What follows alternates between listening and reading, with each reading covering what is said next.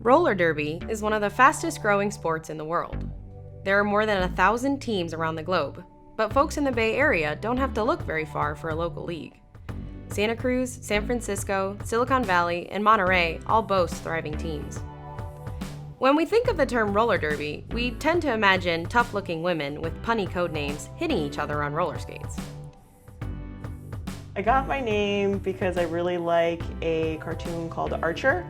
And in the TV show, one of his idols is Burt Reynolds, and my dad kind of looks like Burt Reynolds, so it's kind of how that happened. It's random, but that's how I got my name.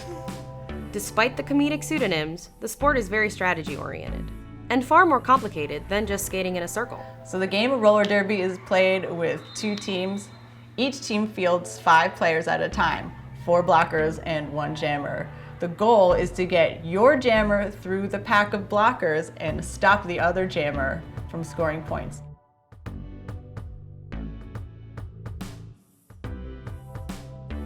For every person on the other team that the jammer passes, she gets 1 point. The game is played in what are called jams, so they can go up to 2 minutes per jam.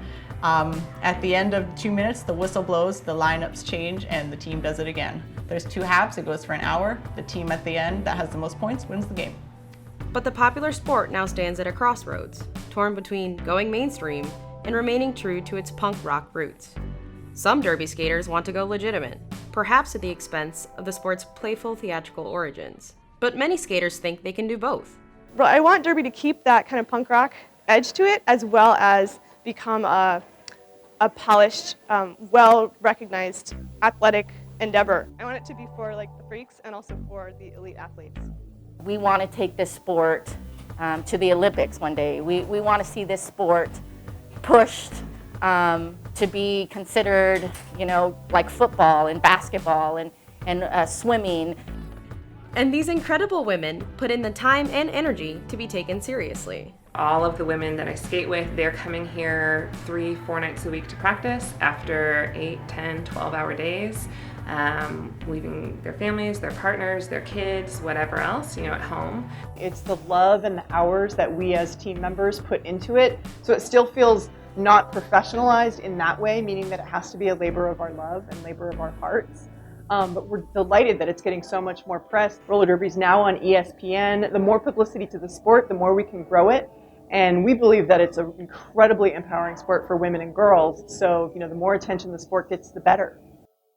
One could think of derby as an educational experience about what women can do with their bodies. It's full contact, dispelling any notions that women can't take a hit and keep going.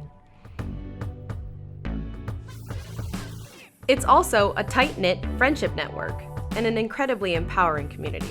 Playing derby has made me a more confident and assertive person, for sure, in my everyday life, as a human and as a teacher and as a member of the world. For the Bay Area News Group, this is Island Woodward, skating under the pseudonym Yeti or Not, Here I Come for Santa Cruz.